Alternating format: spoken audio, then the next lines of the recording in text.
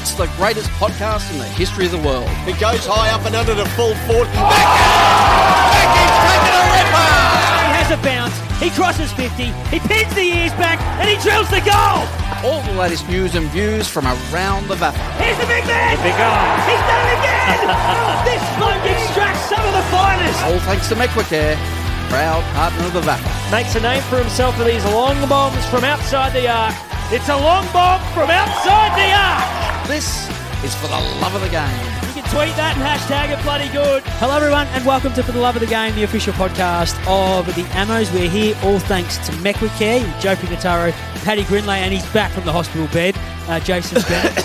He was no good to us last week. Miraculous recovery. Just putting my body on the line for the team as always. I actually thought he wouldn't come because I don't know if he's got a burner account on Instagram, clearly abusing one of us for tipping St Bernard's on the weekend. About Paddy, that a little bit later on. Can you just grab that? That's a piece of my lung, mate. Thank you. Now, on Saturday night, I was driving home from Ballarat. That's where I was on the weekend, doing some AFL commitments. And I got a text from the assistant coach of the Old Xaverians, Brendan Goss, who thinks he's the reason why... Oh, he's the difference. He's the difference, and he's, paying me big dollars to say that he is the difference. But he sent me a message with the score, and it just said, Aura. It's back, which really annoys me. And I'll talk about that a bit later on because our very special guest today is CAMPBELL LANE from the Old Xaverians. I love Campbell because he was the former captain of the Magpies VFL team, and he's been good enough to jump on the line and spend some time with us. Hello, Campbell. G'day, Paddy, Joey, Jase, how you going? Going very well, although as a St Bernard's man, I'm very annoyed that your team's going really well, Campbell. It's been a good start to the year. Yeah, it's been great. We obviously have won 3-1 and we were up with 2 minutes to go against St Kevin's, so could easily be 4-0 and the boys are going really, really well. The vibes are high. It's a big game this week against Bernard's for sure. Oh, it's a very big game against Bernard's. We'll talk about that a little bit later on. I'm just interested to know what Dan Donati said to you guys at halftime against the team that you hate more than anyone else, Old Scotch, because after halftime, I don't think you let him get a kick.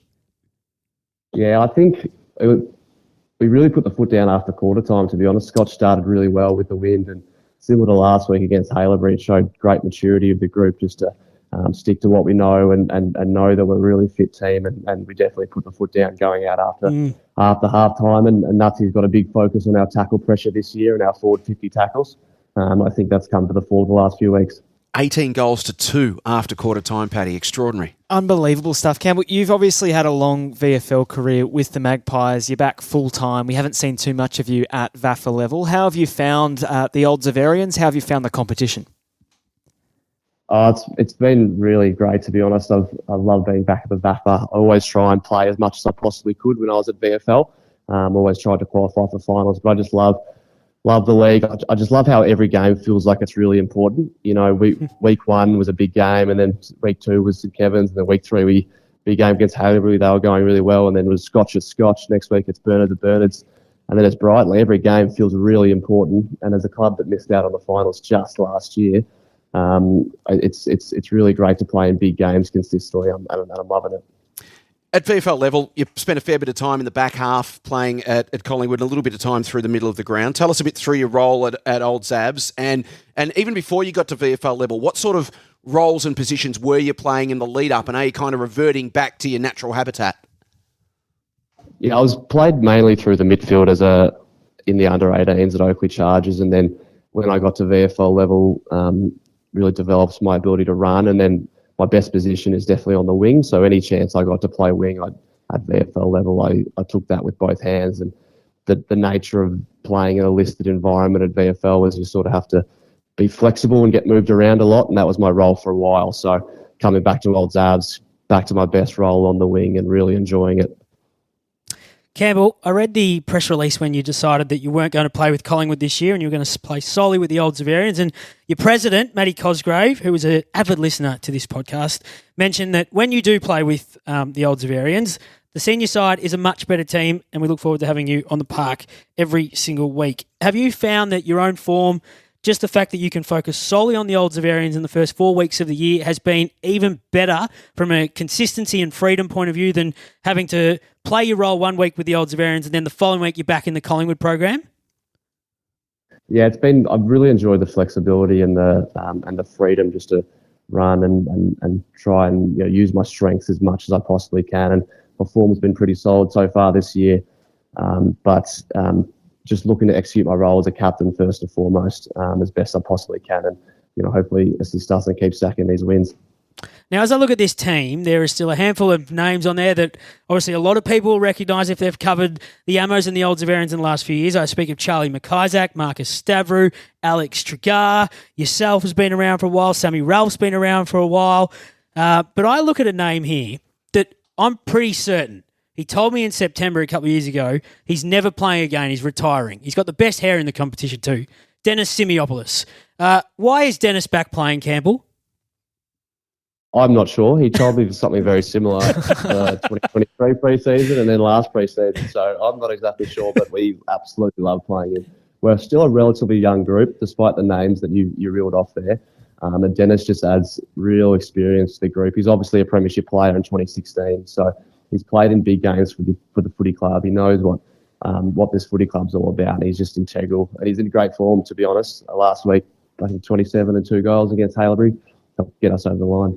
You've got the Premier data sheet in front of you. One thing I love about the Xavs, Campbell, is your engine room. It's so dynamic. You've got a couple of Woodrow medalists in there, Marcus Stavru we spoke about, but also Sam Fisher. How is it working with those guys? It's awesome, to be honest. I think I'm probably biased, but I think they're the two best inside mids in the competition. And, Stav is such a respected leader at our club and in the competition and just puts the team on his back. Like the last quarter at Haileybury was unbelievable. And Fish is just a really special player, just the ability to hit the scoreboard as well as win the clearances on the inside. It really adds a point of difference for our team and hopefully it continues in the future. Has there been discussion around the place about the Big V?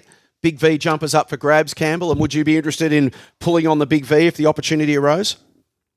Definitely an experience I'd love to be involved with, to be honest. I've never had the opportunity to don the Big V in under 18s or at VFL level, so it would be a really special experience if I was to be selected. I'm going away for 3 to 4 weeks mid-year though, so we'll have to see how. Did you say you're going away, Campbell? Yeah. Did you say you're going away? The Tullamarine flu, Campbell? So we'll have to see how the dates shake out. Have you told, by any chance, have you told Dan Donati this before you've just said that? Yes, it's been mentioned. I'm not dropping it on a podcast. Okay, because I think Dan might have had a few issues with the Brighton boys going on holidays in his first year there. Have you told Matt Cosgrave you're going away? Yes, it was all determined pre-year, October last year. Where are you off trying to get Campbell in trouble? Where are you off to, Campbell?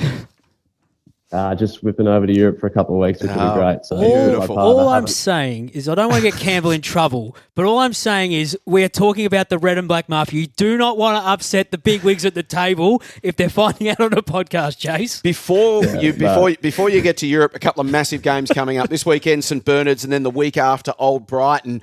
Expectations within your group at the moment. Obviously, you guys are going well. You know you're a good team. What's the general expectation about what you can achieve this year? I think for us, it's been really important and a focus this year on, it sounds cliche, but literally just taking it moment by moment. I think in the past, we've tended to look forward around results going our way and things like that. And massive focus for us in the pre-season was literally just going, okay, moment by moment, taking it week by week. And Bernard's this week presents such a really big challenge. We know our best footy stacks up. The last month shows that, and we're really looking forward to putting it to the test against two really quality sides in what may be a pretty fiery environment on Saturday. And then when Brighton come to Toorak, it's always a hot game. So I think, no expectations from us. We know it stacks up, and we're just looking forward to seeing how it goes. Are you sure you're from the Old Xaverians with an answer like that, Campbell? That was very political. Very diplomatic. Diplomatic, that's a good word too. There's a bloke who you may have heard me mention in the intro, Campbell, that is very confident on your team. He's your assistant coach this year, former Old Xaverian and a legend in his own right. Brendan Goss, how's he going?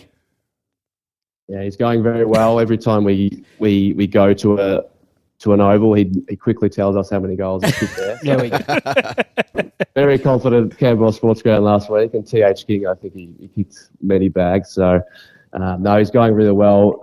Again, we're really fortunate to have guys like him and Louis Tiernan back who are premiership players who know what the club's about. Similar to what I said about Dennis before. Know know what the club is about, know the culture of the club, have had success at the club, and can really bleed that into our younger guys. Absolutely, mate. It's bloody awesome to spend some time with you. It is awesome for the competition to have the old Xaverians up and about because it makes for much more entertaining discussion, mate. Thanks for jumping on, spending some time with us. Hopefully there is a big V jumper for yourself in a few weeks' time, but we'll let that all play out in due course. Good luck this weekend, although I don't really mean it. Thanks for joining us. Thanks, guys. I appreciate your time. That was Campbell Lane joining us from the old Xaverians, and they are adamant at the Red and Black Mafia that the aura is back, Jase. The aura is back, and I've actually done some numbers to prove this, which is actually quite scary. The first 4 rounds of the season, second halves alone, 37 goals to 10. They've outscored the opposition. I know a bulk of them did come on the weekend where they kept Scotch goalless. But if they're finishing games like that now, I can only imagine what it's going to be like when they get really into the weeds of the season. You're saying that with a pained expression on your face. Yeah, because it annoys me, because for so long I've had to deal with them being the team that everyone hates, and then for the last 7 or 8 years they've been the team we've enjoyed to see just missing out on finals in the top 4, but now they're in the top 2, and I'm already fearing what's coming this year. Are you fearing what's happening this weekend, though? Because you'll never guess who the Xaverians are playing. Tell me who the Xaverians are playing. They're playing St Bernard's. Oh, they're not winning that game. They're not winning that game. At the college. They are not getting anywhere near the Snow Dogs at the college. The other game that had great interest across the weekend, Paddy, you were there down at Brighton Beach Oval. Old Brighton came from behind to overpower St Kevin's and defend that one-game lead atop the table. Tight, low-scoring struggle all day. St Kevin's got their noses in front, and Old Brighton managed to defend their record at Fortress Brighton, a 12th straight win. Yeah, they haven't lost at home since the late stages of 2023. This is now the 6th game in a row between Old Brighton and St Kevin's that has been decided by 7 points or less, which is just a remarkable statistic. This is one of the great rivalries in local footy. It was an interesting game. It played out a lot like the second semi-final did from 2024, where Old Brighton obviously got across at the very last to break the deadlock. Contested and tied, and to be completely frank with you, not that interesting in the first half. It was a really hard-fought contest. It broke open in the third quarter when St Kevin's kicked 5 goals to 1. Old Brighton enjoyed the advantage of the breeze in the final term. They kicked 4 goals to 1 to finish off. It was Felix Flockhart this time, after Sam was the hero in the second semi-final last year, who kicked what was ultimately the winner. So I was listening to the coverage on my driving around Saturday afternoon. At one point, did Sam Barnett kick the whole score for St Kevin's? So at one point, he had 4 goals. St Kevin's had 4 goals. He actually had more shots on goal at one point than St Kevin's had goals. So it was just a remarkable day for Sam. He finished with 5. I dare say, had St Kevin's got up, he would have been a shoo-in for our best on ground. You mentioned as well that it was a pretty dour type of fare. The games have obviously been close. I can't remember any of them being grandstand classics that you want to go back and watch. I don't know what it is about these two teams. We expect them to play scintillating footy, and we love watching them both play. But when they come together, they play close games, and there's not many redeeming features. No. I don't know what it is. Well, what was interesting to me is during the week, Plugger Lynch flagged that he'd be going head-to-head with his midfielders. So we know about Brighton's midfield group, led by Harry Hill, how dangerous they can be and how heavy they can score. We've seen that before, even against St Kevin's on occasion. Plugger was really happy to go head-to-head and just make it a contest, make it really hard and tight. That's the kind of game that it broke into. I think the difference, though, between the two squads, the big boys for Old Brighton, Sam and Felix Flockhart, they sort of swapped around in the ruck a fair bit. Max Benier got some time as well. But when Felix Flockhart goes ahead of the footy, because he's such a mobile big man, he comes up the ground a lot and takes a lot of relieving marks down the line. And it just allows Brighton to get some pace on the footy from behind because they get that bailout option. They didn't, from my memory, didn't quite have the dexterity in managing that in 2024 with a bit of a smaller forward line. So Felix straightens them up a substantial amount. Just on a St Kevin's note, I really want to talk about 2 players that have impressed me so much so far to start the season. The first of those is Angus Hart, who was Plugger's best on the day. He was a second banana next to Paddy Kerr last year in the forward line. He's gone back to allow Sam Critchley to go forward. He's a super, super defender. He just looks so natural down there, a great spoiler, has a great sense of when to come off his man, has a great sense of when to stay at home, and he looked just about impassable at times. The other one is Big V-Watch?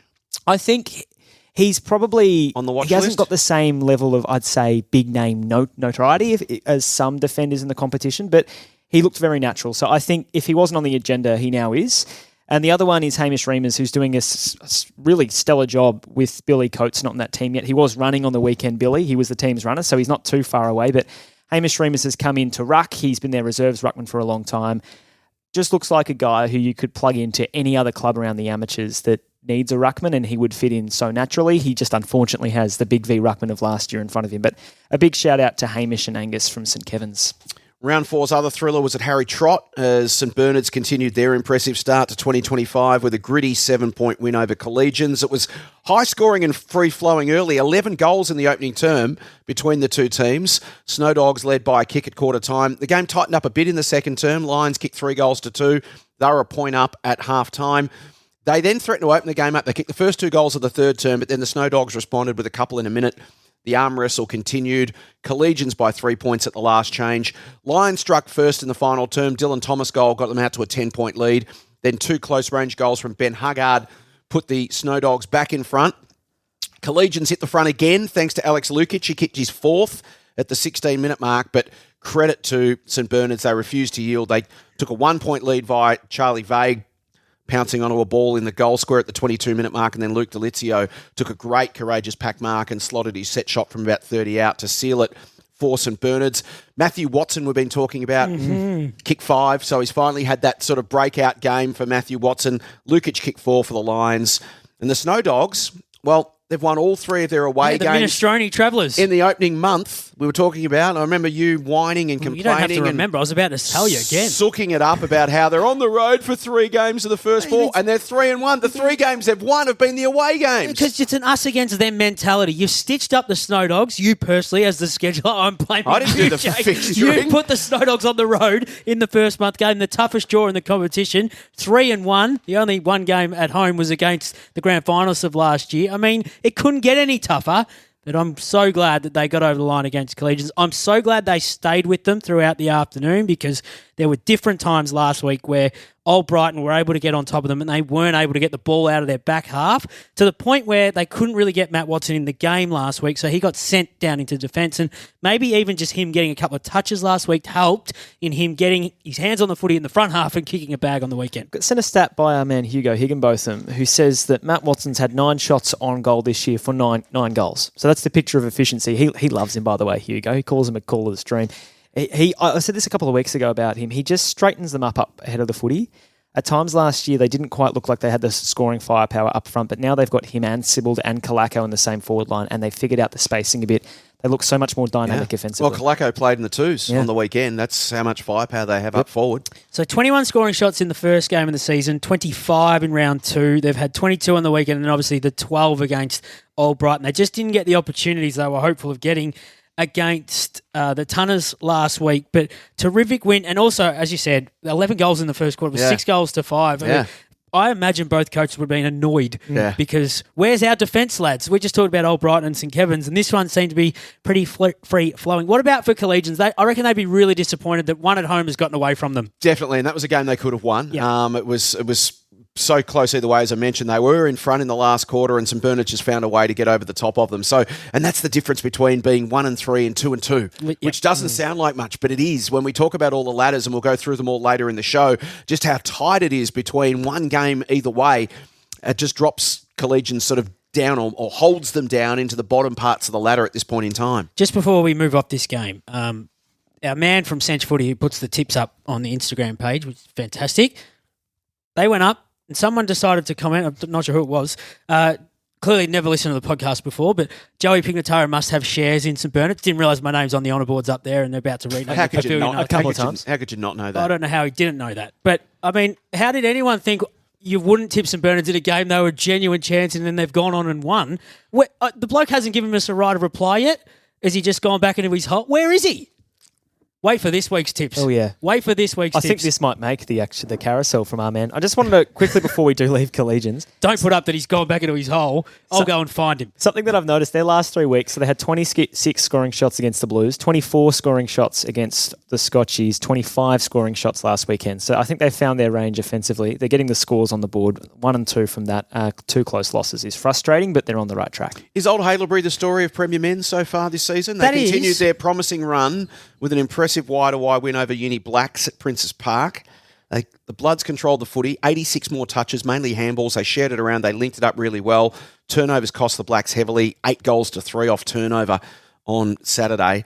And the Bloods, well, they were very, very efficient. Kicked 11-2 in the first half, got themselves out to a 45-point lead, and from there managed to control the game. So It's a good start to their campaign in Premier Men's for Old Haileybury, isn't it? It is. That is a great question. I know very shortly you're going to put on me to have my first month power rankings or some headline that surprised me from the opening month, and it is the fact that they're sitting where they are on the table, although their 2 wins have been against the sides below them in Collegians and the University Blacks. They've come up against Old Brighton, and I know that they led the Old Xaverians last weekend and fell into a bit of a heap in the back half of that game to lose, but they've most certainly been much more improved than even their first instalment of playing in William Buck Premier back in 2023. Well, the third-ranked team for scoring across the competition. The only teams that have scored more points than them are the Xavs and the Tunners, and then you've got a 10-goal difference just about to St Bernard. So they've clearly got the scoring firepower, and they've scored heavily in games that they've won. And they get a chance against D-Lar, I think, which will be our SEN match of the day at home. A bit of a grand final rematch, which is really exciting. That's the theme of the weekend, isn't it? It is, yeah. We've got a Premier B and a Premier Men's grand final rematch. Jake Gasparini, incidentally,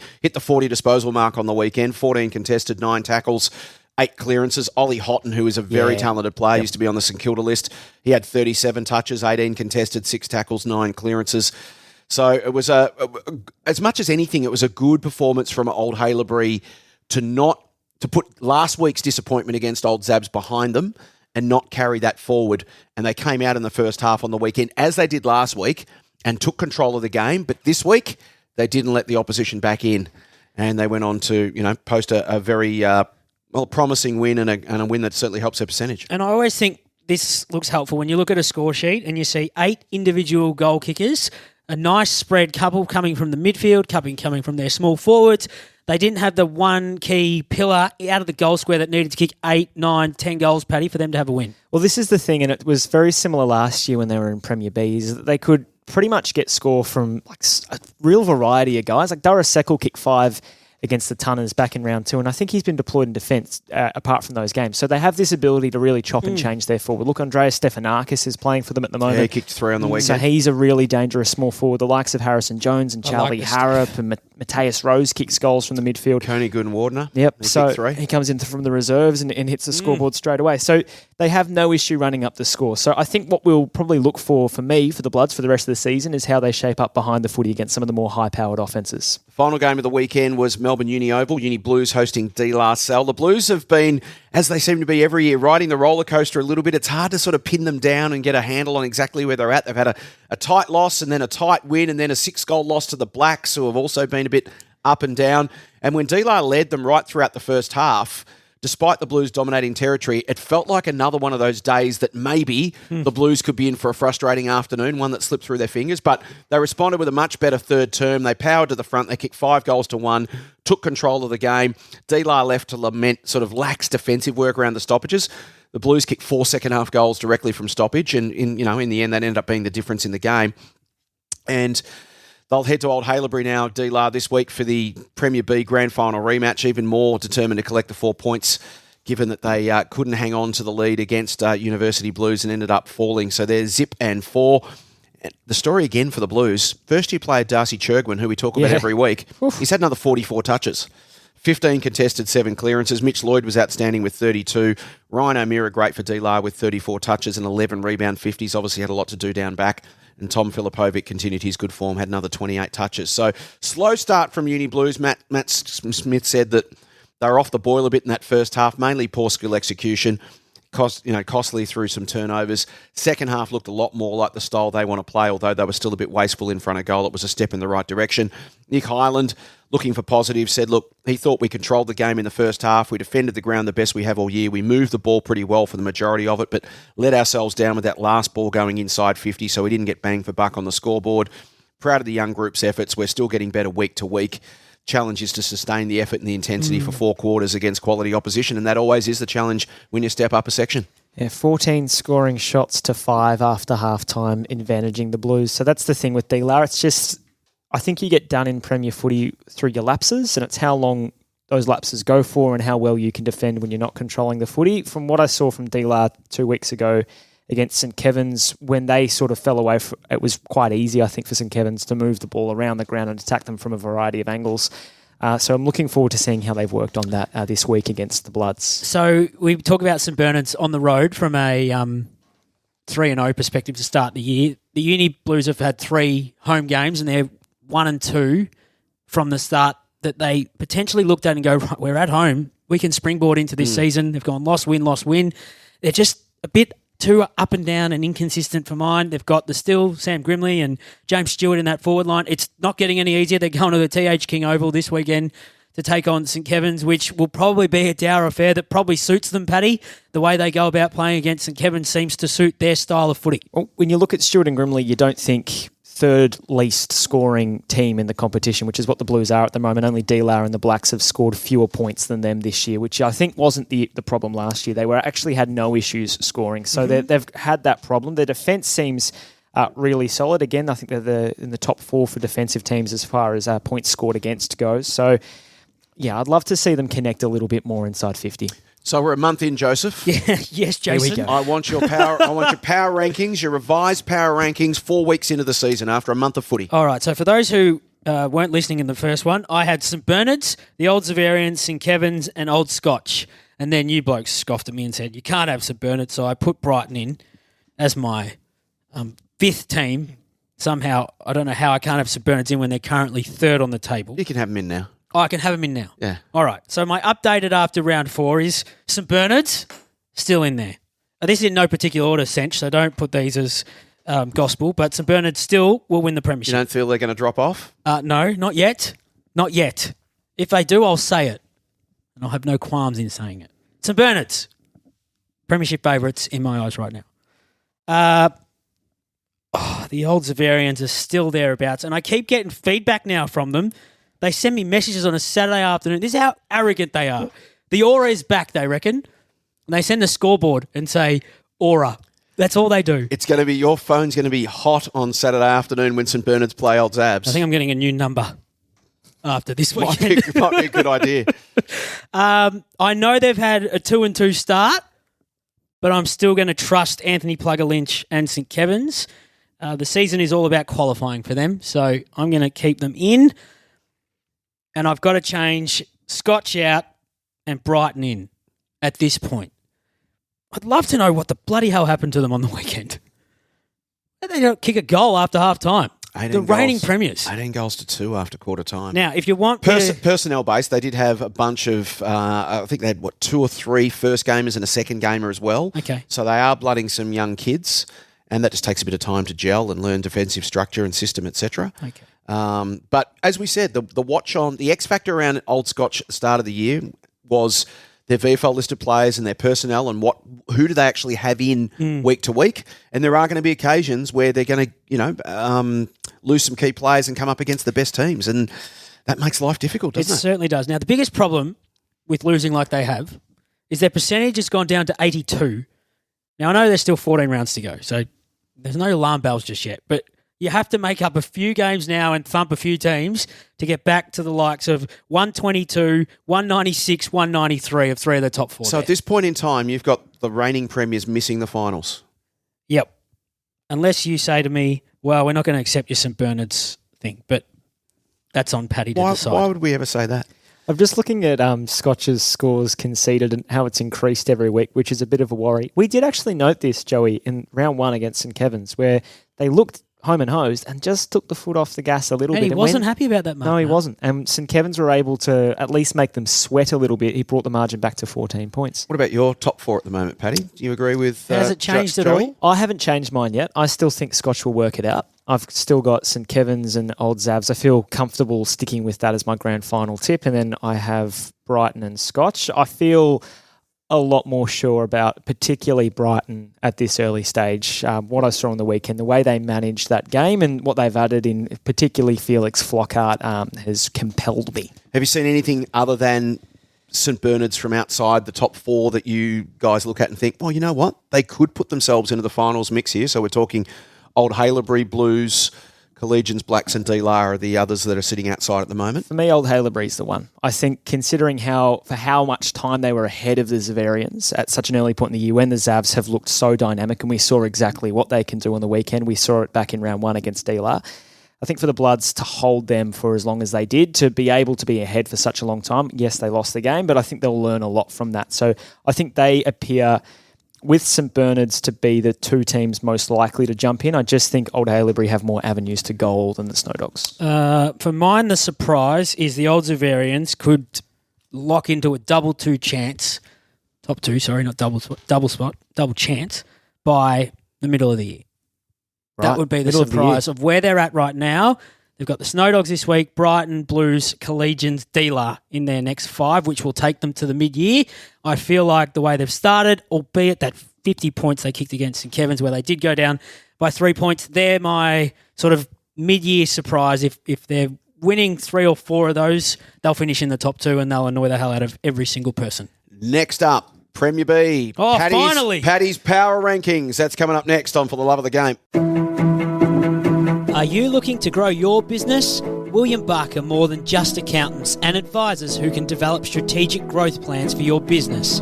With over 125 years' experience, William Buck has expertise in navigating through challenging times and has been working closely with the VAFA community, creating positive change for individuals, businesses and community organisations. William Buck's team of specialist advisors work collaboratively, providing you with 360 support. Schedule a complimentary consultation today by visiting williambuck.com.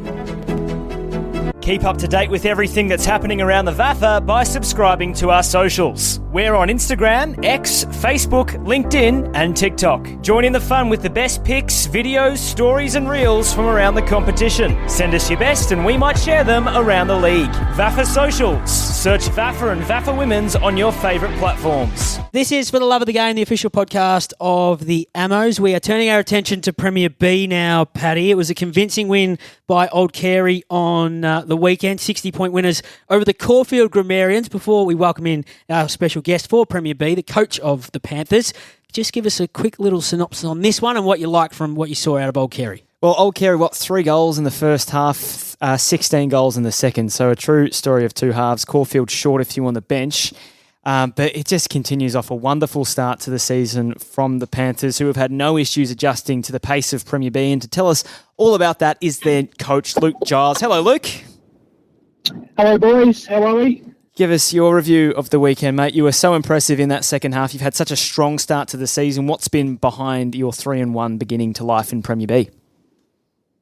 Yeah, it's funny. When you come up, you hear words like stabilise a lot, and you know, I think you can overcorrect a little bit with your expectations when you go in. You have to, in my mind, you have to go up and expect a lot, and a lot can be just consistency week in, week out. So we still don't know exactly where we are in the pecking order, but to have a win like we did over the weekend and have 30 scoring shots for the full game, and then, you know, just I think the way we're defending, the consistency in which we're defending is probably a real strength for us. And if you're prepared to do that for a full game, then your ball movement looks a lot better. So for me, it's probably not necessarily how many shots that we're getting off on goal. It's more what we're doing to create them. What I find was interesting was that they were within 4 points early in the fourth quarter, and then you've really stepped on the gas from there. I was looking through the Premier data sheet late last night, Joey and Jase, and I noticed a name that really stood out in the fourth term was Mitch Woofenden, who had 16 disposals and 7 score involvements in the fourth quarter alone. What impact has he made on your group? Huge impact. And he's, so Mitch, who's 34 or 35 this year and played lots of VFL footy at Port Melbourne. So he's very much our seasoned head at the club. And, you know, to complement that, we've got, you know, a really hungry bunch of 21, 22, 23-year-olds looking to get better. So, you know, on the weekend, not necessarily an example of it because everything seemed to work in that second half, but he's one of the players that when things aren't going our way, R.E. Ivanhoe round 2, he's a really good one to get the players on the same page. So, yeah, we lean on him probably more so when we're struggling, more so than anything, but to see him, you know, roll through the midfield in that last quarter and get on the end of a few was really good for him. Cultural change has been a big thing under Aaron Bailey and now yourself. You had your 2010 Premiership team come in and speak to your group pre-finals last year and spoke about this concept of being the new Carey, and instead of trying to replicate being a Scotch or a Scob, why don't you be Carey? Well, what are the key qualities that your group represents? Yeah, it's an interesting question because we did talk a lot about that last year. And suppose the first thing I'd say in regards to how you open that is there's a lot to be said for coming into a club that's well set up. I'm of the opinion I've walked into a club really well set up. So, to come in and be an assistant coach and watch the way grand final week happened and watch the importance that we put on, celebrating the 2010 flag, players and that sort of thing is really important. In terms of being a Carey person, I think any good footy club are looking to represent similar values, but it's how you drive them. So I know that when we were in the mud in C and D grade, that we'd often talk about what we have to do to be highly-fancied and what we have to do to be old Xavs. And, we'd sort of put this halo around clubs that maybe aren't necessarily us. So we sort of went back to, hey, what are we? Like, there's a bit of fun that people have with playing around with, Carey and a bunch of, nice, well-off kids, but maybe they don't have that hard edge about them. But so we started to lean into that a little bit more last year and say, hey, we are that, but we play with the same amount of desperation as what the other clubs in A and B grade do. So I think to answer your question simply, it was more around stop obsessing around what other clubs are in A and B grade and just be who we are. I love that, the identity piece and finding your own identity again. You spent the year as the assistant coach last year and then obviously transitioned into the senior role this year. How important was that for you to be able to get an understanding of the playing group, the whole club overall, and then now to be able to be in the driver's seat?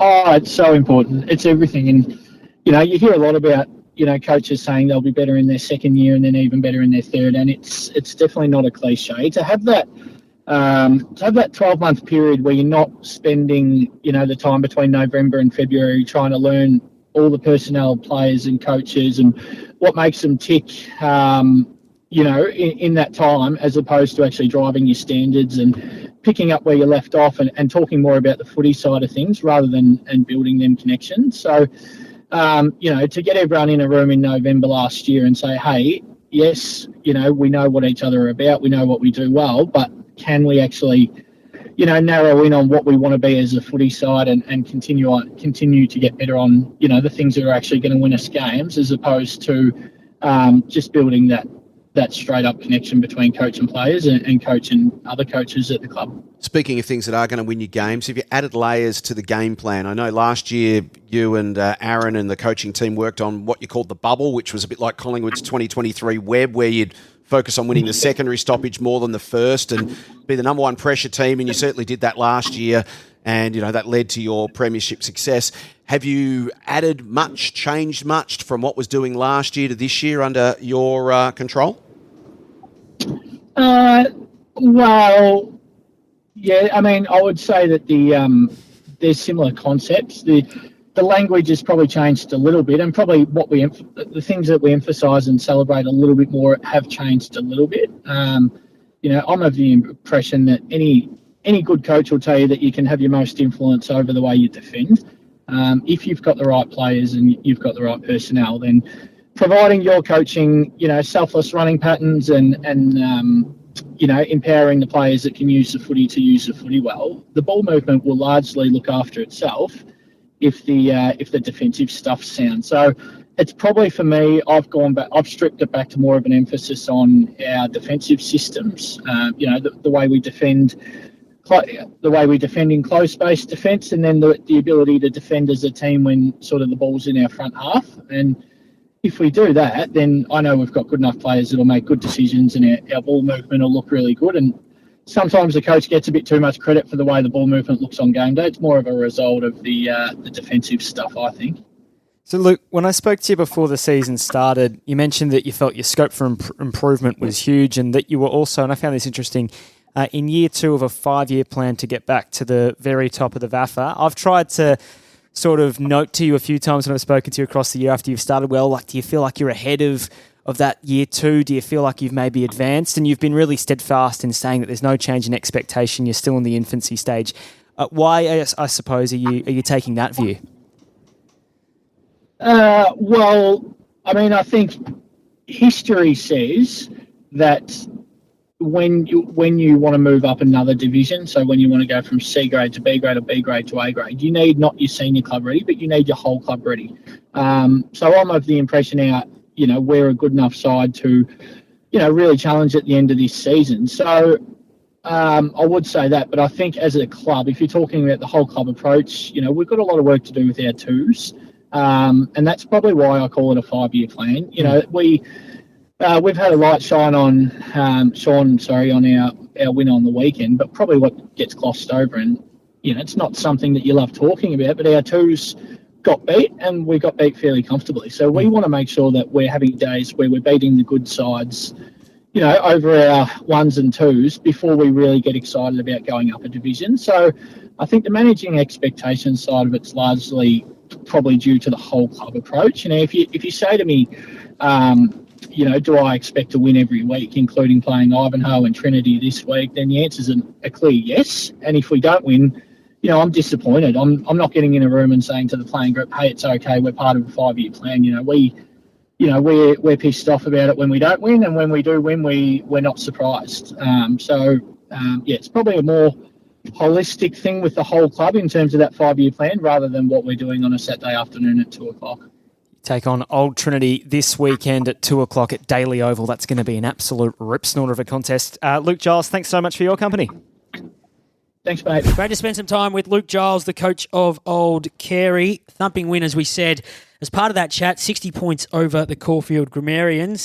Do you want to have your own say on this game, or do you want to go elsewhere in Premier B, Patrick? We'll tie him off. I think Old Carey, the Panthers, it's just so compelling the way they've started the year. I know that we've spoken at length about how Old Ivanhoe and Old Camberwell came up and looked really good to start the season, but it's just been, it was that second half really draws the eye. I know Caulfield was short. A couple didn't have any bench basically to run out the game, but considering that they only led the Panthers by 4 points early in the final term, to then run out 10 goal winners and kick 10 goals in the last quarter is a remarkable effort. It probably shows off how advanced their conditioning and fitness is at this early point in the season. So a serious watch. You have to take the Panthers seriously, is pushing towards that top 4 and even premiership contention in 2025 in Premier B, which would be a remarkable story. My favourite part of For the Love of the Game this year, Jase, has just getting from Paddy how his Mondays go.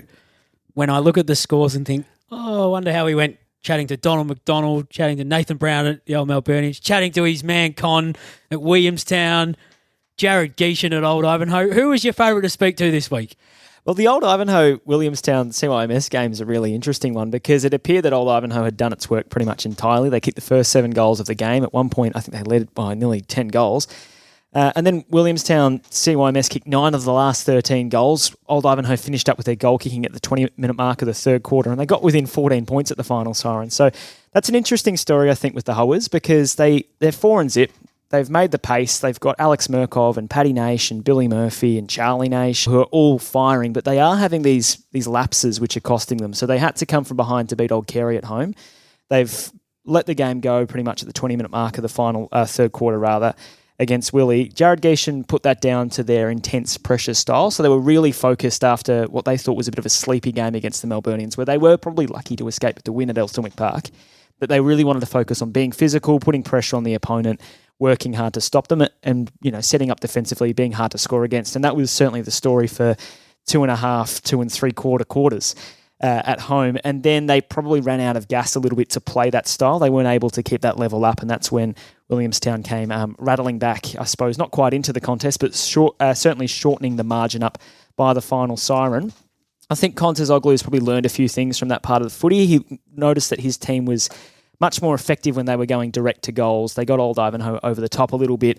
They looked a lot more dangerous as that game continued. So perhaps a little feather in his cap and maybe a little note for coaches around the competition. But I don't think, just to finish this point, Joey, that the Hoers are quite as unreachable as perhaps Old Haileybury were at times last season, which I think is really good for the competition. Now, I've got a question for you about the Hampton Rovers. I look at their scores, and unfortunately they're sitting at the bottom of the table, and it's looking likely they'll have a pretty long year. Their second quarters, they've conceded 25 goals. I don't know what happens at quarter time at the Rovers, but right now it seems like they either go into their shells or the opposition use that quarter to break away from them. They're playing Fitzroy this weekend. There's a genuine chance that they could walk off the ground winners here if they get it right for 4 quarters. Have you spoken at all to Marty Pask? So Marty's take on it was that they just dropped their application for 20 minutes. And Old Geelong, this is interesting. So they didn't kick their first goal, the Ogs, until literally the last seconds of the first quarter. So Hampton played a really good first quarter of footy, held a pretty dangerous team to just the one score. Had the quarter ended maybe 30 seconds earlier, they would have held them goalless, and then they get ran out on in the second term.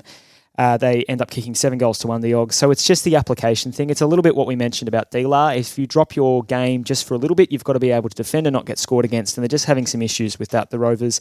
The response after that was good, so Marty is really impressed. One thing that's interesting about Hampton as well, Joe, if you look at the numbers, is outside of their dirty day in round 2 against the Wellers, they've kicked 32 goals, 13 behind. So they've been remarkably accurate. So their method is really good. Well, last year they couldn't hit the side of a barn. So they've really improved that. So they can get the ball to high percentage places and kick goals. But the problem is winning the ball back and creating those scoring opportunities. When they get the chance to, they're quite potent, but they've just not quite got the opportunities that they've wanted. Better players on the day in that loss to the Ogs. James Keys, 40 disposals, 10 rebound 50s, and Liam O'Driscoll kicked 4.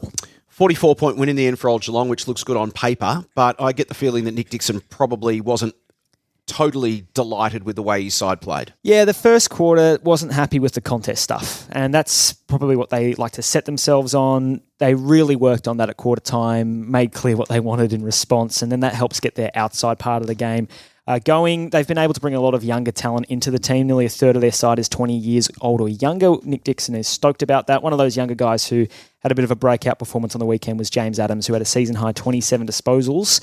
He's one of a few who've had a really strong preseason. So the Ogs doing it nicely, and as we know, when they play at Como Park, they are very hard to beat. 3-1, the Ogs, but they're sitting in 5th position at the moment. We'll get your power rankings at the end of this segment, but they've just worked their way into the season solidly, you would say. Yep. At this point of the year, considering how tight this competition is, and you can really see it with the Ogs when you look at their for and against. So they've scored 364 points. Their against is 359. So their percentage is near dead on even, but they've been able to bank 3 wins, which is crucial considering how tight this competition is. You've got 3 other 3-on-1 sides, the Wellers and Old Carey and Old Trinity as well. So it's tight at the top. It's very, very tight. The other thing about the Ogs' schedule is it's very heavily back-ended at Como Park. They're on the road a lot in the first half of the year.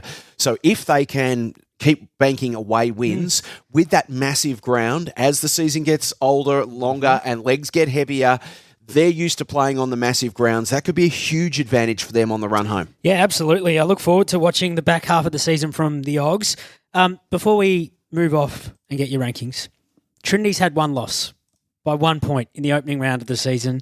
I don't think they've put a foot wrong since then. They've held their opposition to 55, 63, 63 in the last 3 games. Williamstown, Hampton and the Old Melburnians. They face Carey, which is probably their biggest challenge so far this year, this weekend. Yeah, you'd say so. They beat the Old Melburnians, and you look at the OMs and you think, well, they're 1-3. They haven't had the greatest of start. They've actually won the equal most quarters of any team in Premier B, which again indicates how tight this is. They've gone 11 won quarters, 4 lost quarters, and a drawn quarter.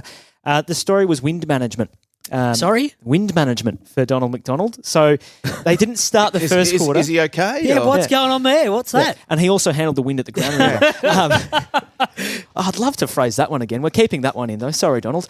Didn't feel like his team had his hands on it to start the quarter when they were kicking into the wind, and then were able to shore up behind the footy in the second 15 minutes of the first quarter. Actually ended up leading the inside 50s at quarter time.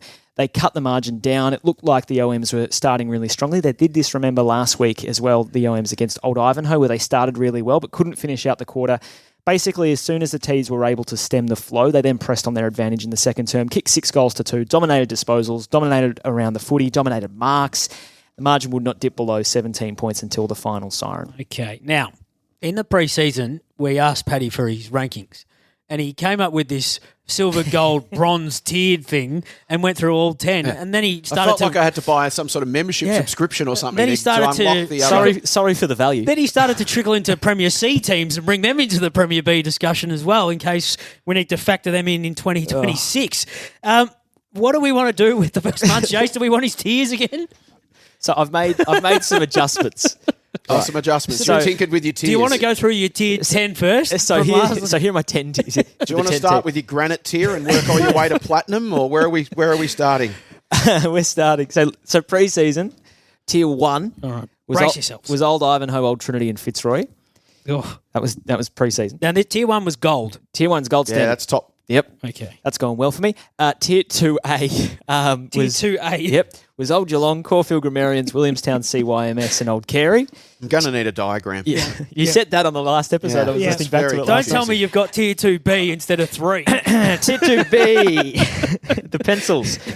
Old Campbell and Old Melburnians were in 2B and 3 were Hampton Rovers. The tiers now, 4 games down. 4A. Tier 1. Subset 1.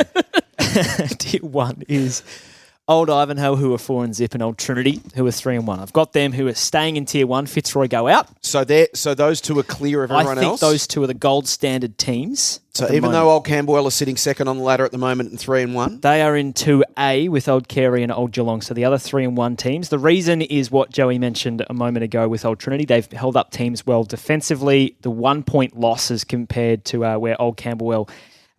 even though it was, to Old Campbell, I just feel that the T's have the experience to go with the Hoers. They're the most likely, although there is not a significant gap between these two tiers, as evidenced by Old Carey being ahead for most of the day against the Hoers. As evidenced by being 2A, 2A, subsection 3, clause 4D. You wait. You just wait. So Old Ivanhoe and Old Trinity, they're your top two. They're That's my your top grand two. final right now. That's my top. That was my grand final pre-season. It remains so. Okay. Yep. Then you got Carey, Geelong, and Campbell. Next group in 2B, Old Melburnians, Williamstown, CYMS, and Caulfield Grammarians. So I've got Willie shifting down from 2A to 2B. Downgrade. They are 2 and 2 Constantinos starters. isn't going to be happy with that. Nope. And then Tier 3, Fitzroy and Hampton Rovers. So the Roys have fallen from 1 to 3 and skipped to A, B, C, D, E all They've the way gone down from to J. They've skipped all the subclauses. In a month, they've gone from penthouse to outhouse. Yep. And you're a Fitzroy person. I am. Don't I won't be forget welcome that. back. No, you most certainly will not be. The issue with Fitzroy is that they've lost another 2 to injury. So it's been an availability thing, it's been an injury thing, and it just hasn't got the start that they wanted. We're going to find out a lot about all these teams on the weekend, Jason, because what there's a round. remarkable quirk of scheduling. Unbelievable. First versus second, third versus fourth, fifth versus sixth, 7th versus 8th, and 9th versus 10th. They're the 5 games. We should have done a showcase round for Prem B. Yeah, you got any room in the budget to do That's that? unbelievable. What a weekend. But, and we'll come to the tips later, but in all seriousness, what a massive weekend that's going to be for the ladder. It's going to be seismic for the ladder because we talk about that 8-point game, which doesn't exist in reality, but this is the closest thing to it. Yeah. Because not only are you going to try to win a game, you're going to prevent the other team that's directly around you from getting one as well. And if you think, for example, in an Ivanhoe perspective, if they win this weekend, they kick 2 games clear. Yep. Absolutely. It goes a long way at the back end of the year. Can I ask you the same question Jase put to us at the end of the Premier discussion? Now, it doesn't necessarily have to be a surprise packet in the way they're going up the table, but what is your biggest surprise so far from the first month? Is it the drop from what you thought Fitzroy would be doing a month ago? It has to be. I feel like I feel sorry for Trav Ronaldson and the Roys because it's not really as much as they have gone 0 and 4.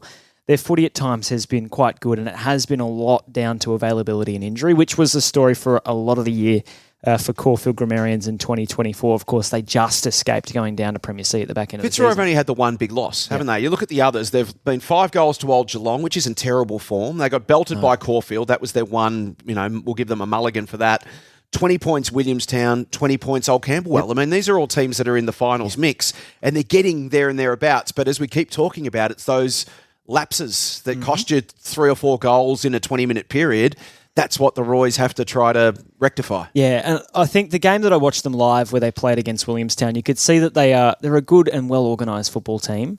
They got beaten in time on in that game. Against Camberwell on the weekend, they lost that game in the final quarter. The margin drifted out at every break, but it was conceding a lot of score in the last term. So it's just putting together 4 quarters of footy. I think they've got, once they get some talent back and hopefully have a bit more availability, they've got the footy to contend, I think, with the better teams. But it's just not happened for them in the first month of the season. We are about to take a break, and Brayden May is going to join us after this to talk Premier C and the divisions. But just before we do, Jase, you've put both myself and Paddy on the spotlight for today with our selections. Anything to add from yourself after the first month of the season? I think I'm very pleased with your development and growth. Yep. Not physically, but certainly mentally and emotionally. I've actually dropped a couple of kegs since the start of the season, but that's fine. I was talking more height, but that's okay. You can focus on weight. We don't focus on weight in the modern era, we're not allowed Joey. to, of course. Not allowed Yes, that's a to good anymore. point. All I know about you is that you're 162 centimetres. That's it. Well, you've oversold me there. 160. Can I ask for your tears for the Love of the Game episode so far this season? I thought I'll last week's reserve was a good one. I thought last year's was Tier 2A, subclause B. Way too confusing. We are going to take a break. Thank Brayden you. May is going to join us next. Compose yourself. We'll chat to his him after tears this. Different type of tears. Footy's at the heart of Victoria, but gambling harm is creeping onto our fields. That's where the Real Stakes steps in. Backed by the Victorian Amateur Football Association, the Real Stakes helps local clubs tackle the risk of online sports betting head on. Get the tools, spark the conversation, and protect what really matters, your mates. Visit realstakes.com.au to find out more. This is For the Love of the Game, the official podcast of the Amos. Brayden May is our newshound, lads, and he joins us every week from the Herald Sun and Community TV, and he's jumped on the line again for us today. Hello, Brayden.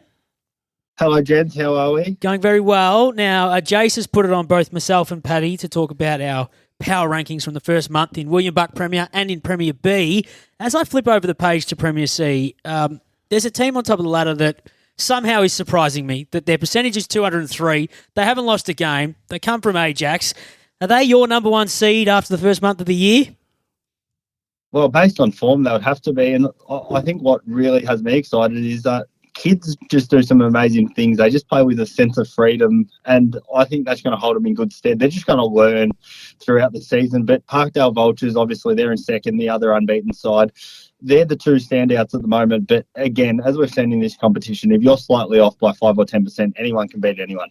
No, there's no question about that. They're back, I'm told, at their home ground from this week after, of course, the Grand Prix takes over the precinct. They've had 6 18 or 19-year-olds as first gamers this year. They've already played 33 players, but still they're trying to tell me that the Parkdale Vultures are the team to beat. That is rubbish. They meet in round 8 at Parkdale, so we've still got a few more weeks potentially. And if they keep the form up, geez, you could have 2 7-and-zip teams come head-to-head in round 8. Who knows? Certainly can. Now, what about this, Brayden? Because last year it was these two lads in here, as well as yourself, keep throwing the name down my throat, Mitch Brown. Going to kick a ton. I'm not sure he's actually been playing. What's going on with Mitch Brown? Yeah, he has been missing the last couple of weeks, and I think that's what's even scarier about Parkdale is that they keep winning. And it just these sort of guys, he only has to play the minimum number of qualification games. But, yeah, I'm not actually too sure where Mitch is at the moment. Maybe they're just resting him up for ton watch later in the season. I like it. Like your thinking, Brayden. Like it. Stay on the horse, Brayden. Let's round out your top 5, please. We've got some Beads, Mentone, Pegs and Beau Morris rounding up the top 5 on the ladder. Is that where you have them in your power rankings? Yeah, I think they're the clear top 5 at the moment. Obviously, Beau Morris with a bit of a statement win over the weekend. I'm still keen on what Masnod in particular can probably do. Marsland as well in the back half of the year. I think Masnod in particular, they're quite young. They're going to take some time to really build into the season. So, again, as we've seen it, once the European summer rolls around, let's see what happens. If you can pick up wins now, that might come crucial, especially if your players want to take a well-earned holiday. You look at percentage across the top 5 teams, and Pegs is sitting at 87, and you think, oh, gee, that's not so great. But then you look at Pegs' individual results, and they've had 3 sort of tight wins. They beat Paran by 2 points. They beat Mazenod by 3 goals, and then they beat Glen Ira on the weekend by 14 points. And then that's offset against Parkdale, who belted them by 77 points. So that's why Pegs, when you look at their percentage, initially you go, oh, that's a bit of a concern, but that explains why that is. Just 1 massive loss and 3 sort of solid wins. Have you been pleasantly surprised by St Bede's Mentone, given that they had such a tough year last year, but they've sort of managed to seem to have consolidated at least, having dropped back? I don't think it's too much of a shock to me. I think one of the key things is it's so hard to predict when a team does come down or they go up. You just don't know what you're going to get until probably now or the first 6 weeks of the year until results start putting it together. But they obviously had some nice recruits come in, like the Garside boys, and again, an experienced football side. They're going to be right in the mix. I probably would have them in that 3rd or 4th slot come the end of the season. But again, if they keep winning, you just never know. Far too early in the season to be talking about relegation, but we may as well look at the bottom end of Premier C before we move over to the divisions, Brayden. So Paran are sitting without a win, as well as Glen Ira, Old McKinnon. We've got Marsland and Mazenod with 1 win apiece. Let's talk a bit about Paran, who of course are back at Toorak Park. They're still looking for that first win in 2025. Yeah, they definitely are, and it's been a real rough start to the season. Obviously, as you said, 0-4, but the injury bug, wow, it's just really swept through the footy club. Like, they've brought in some big names, but they just can't seem to get a consistent side out on the park, and I think that's really hurting them. When you've brought in so many new guys, as you probably do need to do when you come up from the divisions into the Premier Footy, you want to build chemistry, but when you're making 3 or 4 or 5 changes a week, it's really hard to build that. And especially they have been blown away in a couple of games, but hopefully there does come a time where it can click. Obviously, they showed in round 1 that they're not far off at Pegs, beat them by 2 points, so their best footy is good enough. A great test against Beaumaris this week, and hopefully they can pick up a win, because you win one and it's amazing just how quickly the mentality can change. Yeah, at the moment it sort of looks like, Joey, when we're sitting looking at the ladder, it almost looks like there's a top 6 and a bottom 4 right now. It's almost 2 tiers, and you've got Ajax, Parkdale, St Bede's, Mentone, Pegs, Beaumaris, Parkside, who have made a great start coming up again. Yep. They're looking for what would this be, 4 in a row of being promoted if they could make it done? I think they've been promoted 3 times. They're sitting at 2 and 2, so they've made a nice solid start.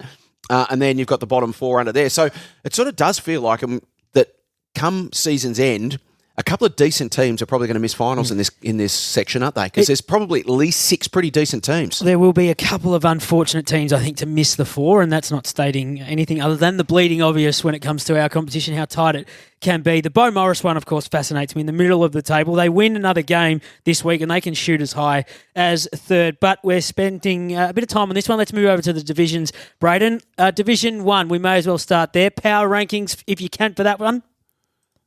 I think it's very hard to go past Q at number 1. What an impressive start to the season with a massive percentage of 216. Like, they're absolutely flying. The Bears added some nice pieces. Didn't go crazy in the off season. Like, a couple of guys have come in, real experienced guys to really bolster the young guys. And then at number 2, I think just after the weekend's result, Ormond, they're just an exciting football side. It must be a great time to be involved with the Monders. It's just young talent time down there. Obviously, a 12-point win over Old Peninsula on the weekend in one of the games of the season. It's really shaping up well. And then a bit of my probably surprise pack at the moment is the Preston Bullants. They're sitting 3rd with a percentage of 177. Speaking to the club in pre-season, they said they wanted to score more. In the last 3 weeks, they have put some monster scores on the board.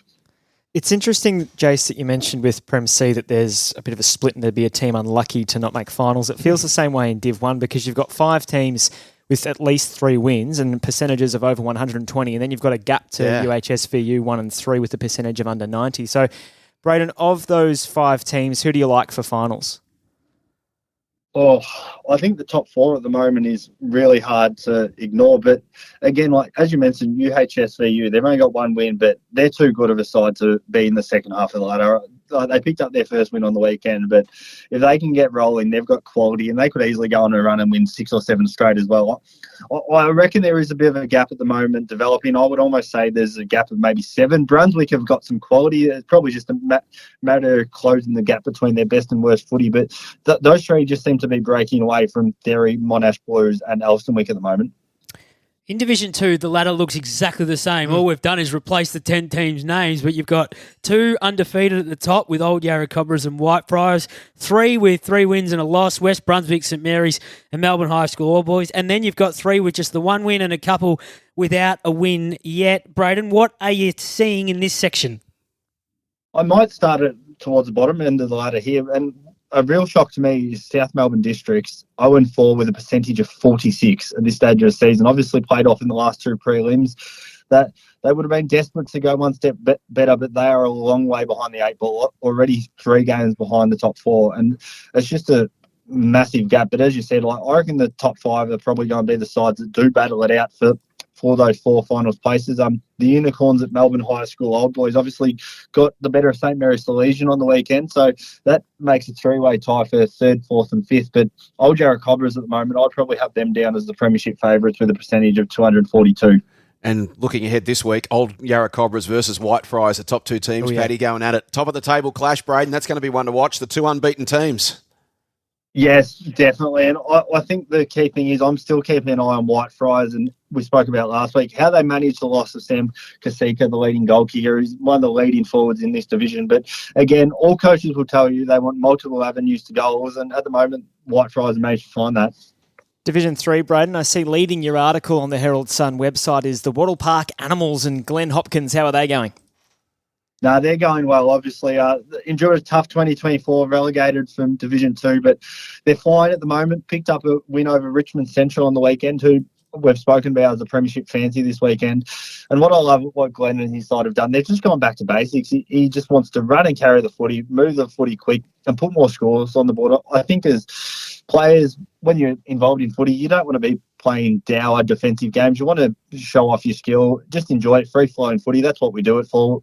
We've obviously got the competitive side, but there's nothing more than going out and just trying to put a bigger score on the board. But, yeah, it's great to see the Animals doing well, and they're going to take some beating, I think. But Powerhouse probably passed their biggest test of the season, beating Box Hill North by 5-odd goals on the weekend. Their percentage is still 403, which is absolutely massive. I'd expect that to probably come down in the coming weeks when they do face probably some of the more high-ranked sides, starting with Richmond Central this weekend, which is another mouth-watering clash. Match of the round for sure, Richmond Central and Powerhouse down at KB Reserve. Just a quieter week for Powerhouse as well. Jase coming off the back of a 140, 212 and 150-point win triplet to start the season just by 33 points. So a lot to work on the track. And the thing I love about Wattle Park, Braden, is their ability to triumph over adversity, the Animals. Apparently they'd recruited, had a big gun boom recruit who was lined up to play on the weekend. Our social media coordinator, a man by the name of Dylan Humphreys. Sench Footy, everyone knows him as. The big announcement was on social media. Sench was making his Wattle Park debut. The alarm went off at 7:30 on Saturday morning, and he was like, no, this is too hard for me. This is a bridge too far. Didn't make it to the game. Well, a bit like this podcast. He's sitting right here and doesn't want to speak. He's waving us off. He refusing to talk. Put a little microphone around that mouth of yours. Come on. What do you got to say for yourself? Anything. The what fans have you got to say for yourself? Oh, look at this. He's storming off. This is outrageous. Here we go. Sench. Is that your name? Now, what happened? What happened, Dill? Come on, talk us through it. Yeah, I was delayed out due to work commitment. Well, work commitments. You pull a heartstring, did you? No, I'll try to get a game in the next couple of weeks of them. Were you going to go straight into the ones? No. What are they? The Div 12 Resis? Oh, the Div 12 Resis with the Marmalade Boys. That's who they were. Third's Div 5, I think. Yeah. Okay, well, it's either Daisy Thomas or it's Sench Footy at Wattle Park. I know who I'd prefer. Mate, thousands turned up to see Sench in action. Except him. He didn't turn up. Most popular non-footballer I've seen in years. Awesome. That's the sort of spirit we want here on For the Love of the Game. That's exactly right. You'll fit in just fine. Now, Braden, just before we do let you go, what are we writing about this week in the lead up to this weekend's footy? Well, there's a bit going on. I can't keep up sometimes, but I'm hoping to catch up with maybe Parkdale Vultures just so I can find out where Mitch Brown is for you, Joey. Good. Just a ton to watch again. But obviously we got the KTV game as well, which is the grand final rematch, which is going to be an absolute blockbuster. The grand final rematch. Old Brighton, Old Scotch at Brighton Beach Oval. Have you checked the weather yet, Braden? I'm hoping it's not as warm as today. It's in May almost. Come on. 26 degrees. I'm hoping it's not as cold as it normally is in the middle of May when you go to Brighton Beach Oval either. I was at Brighton Beach Oval on the weekend and I got sunburnt, Joey, so it's a little bit tricky this time of year. You don't really know what you're in for. Well, we look forward to reading about it, Braden, and we'll catch up with you next week on For the Love of the Game. Thanks very much, guys. Enjoy the week. This is For the Love of the Game, the official podcast of the Ammo. Still got the Ton Watch and the world-famous tips to come before we wrap up this edition. Now, Dale Christie, Football Operations Manager. You changed that title, haven't you? I have. To something with 100 other words. Yep. Doesn't matter. People go on the website and check out what it is. You've had a very big month to start the year. You're regrading some of the teams. Talk to us about that. Yeah, we are. So outside of our men's competition, which is obviously women's, men's thirds and under 19 men's, are subject to regrading, which is away from our promotion relegation model in men's. So in our senior men's, we have top two up and bottom two down, and that's been our process there. On the knowledge that our teams in our thirds competitions, under 19s competitions and women's competitions do vary significantly year to year in terms of squad makeup. Therefore, obviously our clubs have decided and determined that a regrading model suits the interests of those divisions better than promotion relegation on that basis. What we've seen this year is, the need to unfortunately regrade a number of sides.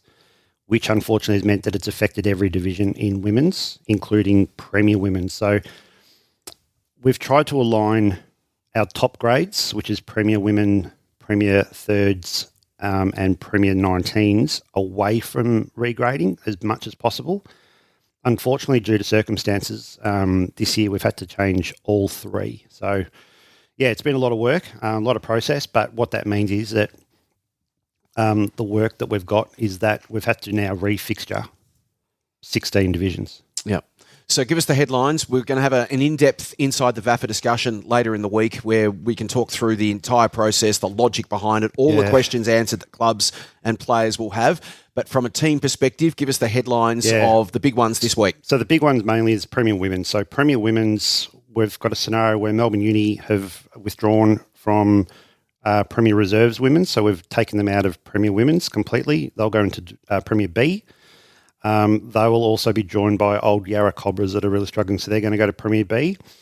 What that means is that we've now got a scenario where Beau Morris are coming in for the first time into Premier Women's, which is fantastic for their club, especially from what they've gone through in the off-season.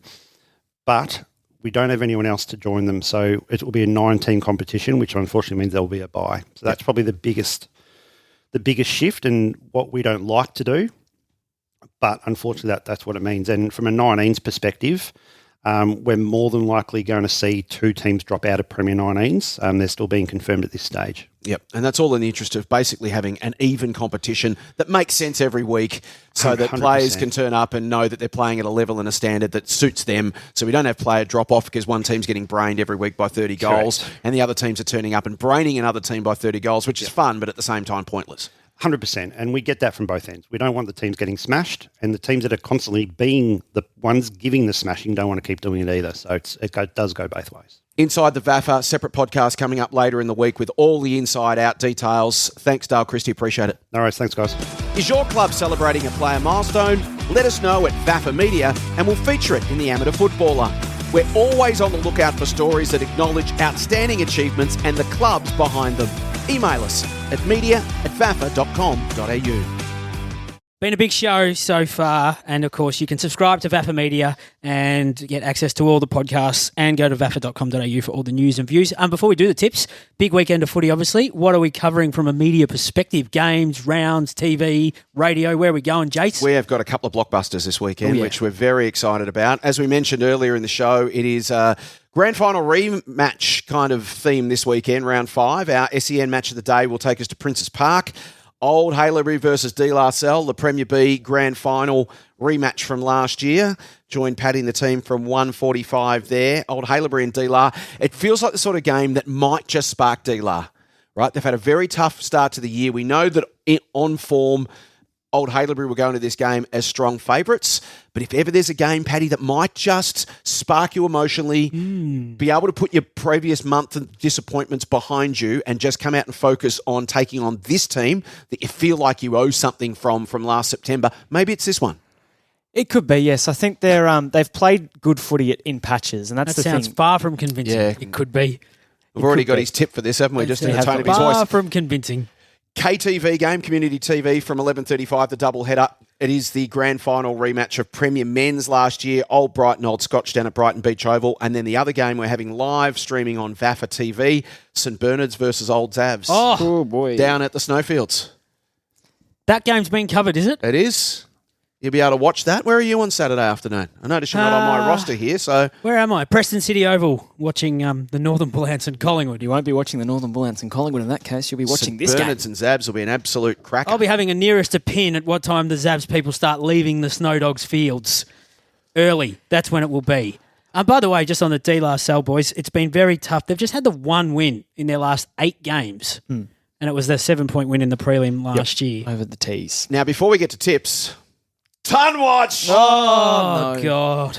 Ton watch. We're still doing this, are we? Ton watch. How many times have I got to tell you? Round 4, Goodness. we had not 16 goals, not 17 goals. Fred Fanning. Callum Randall from La Trobe Uni Reserves, 18 goals on the weekend. Freddie. 18! He's done a fanning. Bernard. 18. How many did he kick for the season now? Don't say 19 or something. 27. That's pretty good. So he's in the mix. 18 for Callum. Can I? What section is he playing in? Latrobe Uni Reserves. Reserves. So why isn't he in the ones? Well, he might be this week. I'm not Jeez, sure. he'd be flat if he's not in the ones after that. He'd kick 18. Could you imagine booting 18 and have the coach say, sorry, mate, we can't have a fit look you and in. see if he's in the best players, incidentally, while we're talking well, you about rattle it. them off, but I'll have a look. So 18 for Callum Randall, congratulations. 10 to Rory Calvert from Old Xavs thirds. 9 to Bailey Pays down at Old Peninsula in the seniors. That's handy from Bailey. 9 for Indy Williamson at Latrobe Uni senior men. So Indy be holding Callum out. That's the problem. He's kicked 18 and the bloke in the ones has kicked 9. He's kicked 18 of their 36 goals on the weekend. Not a bad effort. 36-31. And I confirmed he was the best player. He was the best player on the ground. That's probably fair. 8 to James Patterson from Uni Blues Reserves. 8 to Harrison Bell from Old Xavs thirds. 8 to Jackson Smith from Canterbury seniors. Isn't James Patterson a fascinating one? He's Great been a author. regular starter. Well, yes, but he's been a regular starter in the senior team over the last couple of years. But because of James Stewart and Sam Grimley, he can't get back into that team. Yeah, I always thought he was quick. Like he had decent amount of pace and bounce. James Started in the Patterson. 150s. Brandon Jackson kicked 8 for UHS for you. Clearly, we don't take this segment seriously. I can't believe he put his hand up to say, I've got one here. And that was all it was. And Did then you say Brandon Jack? Brandon Jackson. Oh, from Brandon UH Jackson. I thought you were going to talk about SVU. Kieran Jack's brother, Brandon. Sense, you really need to straighten things up here. And leading the way for We've lost the our plot. women over the weekend, Lauren Mills from Williamstown CYMS Senior Women's kicked 7 goals Good on the on you, weekend. Loz. So that's ton watch from round 4. Our season leaderboard on 29 goals in 4 weeks. Jack Taylor-Evans from Powerhouse Seniors. He had a slow week. He had a big I think bag it's couple 3 or weeks 4 ago. on the weekend. Kicked 3 on the weekend. Okay. Come on, Jack. Rory Calvert, who I mentioned, kicked 10. He's up to 28 for the year. So 29 for Jack Taylor-Evans, 28 for Rory Calvert. Callum Randall's gone from 9 to 27. So he's moved up to 3rd spot. Simon Heather from Swinburne Uni Seniors, 23 goals. Bailey Pays now up to 21 after he kicked 9 on the weekend. Jack Bank kicked a couple. He's at 21 now for St Bede's Mentone Seniors. And Jack Kilgore, who we've been keeping track of, is sitting on 20. So Jack Taylor-Evans at the moment on 29 goals leads the way. Handy. It's a good still, start. It's a good solid start. It's a good start, but Averaging still... 7 a game for the first 4 weeks. Okay. Tip time. Still, no one will get there. Dill, we need to make some stings, don't we? We need some sort of sting. Oh, Tunwatch, thanks to Well, he's got to time. Sharon, He doesn't want to go Sharon, and by the play, way. so he's got time. Thanks to Sharon. To build things. Tunwatch, and sorry to talk over you while I'm doing our sponsor credits, but last week, Paddy led Joey coming into the season tally. Oh, coming in. But Joey, 8 to 7. 8 out of 10 you tipped last week, Joseph. I know. It's a good performance from Do you know who So- let me down? Scotch. And I heard about it too. So coming into round 5, it's Paddy on 26, Joey on 25. So the Grind has you by 1. Grind. Now, Premier B. It's the first time anyone's ever called me the Grin. I don't know how I feel about that. And the last. Yep. So Premier B, as we talked about, 10th versus 9th. It's Hampton Rovers versus Fitzroy. I will go with Fitzroy to break the duck. Okay. Well, you go for the Royce, and I'll take Marty Paskin, the green and gold. The Peacock. Yep. The He'll Hampton enjoy that. Rovers. It'll be the first time ever. 8th versus 7th. Caulfield Grammar versus OMs. Oh, I think I've tipped Sats 4 weeks in a row. He's coming up against his old side now. But I'm not sure I can pick him. Sorry, Sats. 3 o'clock that game's listed as, by the way, for those going out to Glen Huntly Oval. Not sure if there's a big race day on across the fence, but don't know why it's an hour later, according to the schedule. I'm going for OMs. As much as it hurts me to stand beside you, Joey, I am too. I think the old Melburnians win it. OMs for you both. Willie CYMS versus Old Geelong. What a game this is down at Willie. So at the Fear On, I think you have to take Willie. They play that ground really well. I think they will host and win. I like that you think that. Willie for both. Nah, sorry, Con. I'm going for Old Geelong. Taking the Ogs. 3rd versus 4th. Old Trinity versus Old Carey at Trinity. I actually reckon this is match of the round. Go Trinity on, and tip Carey. a draw. Yeah, sure, draw. No, I think Old Trinity for me. I think that they're the most professional unit in it. So I reckon they get it done in a close one. Off the back of our chat with Luke Giles, did he Yeah. convince you? Well, the travel factor won't worry him. It's just across the road. Mm-hmm. So I am going to go with the Panthers at the Daily Oval. And the top of the table clash between Old Camberwell and Old Ivanhoe. I can't go past Old Ivanhoe. I think they've become the anywhere, anytime team in Premier B. Likewise, Old Ivanhoe for me. to Premier Men's. Old Haileybury de La Salle and the Premier B Grand Final rematch. Yeah, as I just said before, they've lost 7 of their last 8 games. They haven't really been in those games, so I'm going for Old Haileybury. Yeah, the Bloods for me. Old Brighton, Old Scotch in the Premier Men's Grand Final rematch. I think Old Scotch would want to have an improved performance after last week's second half. I think Brighton, I'm enamoured with them.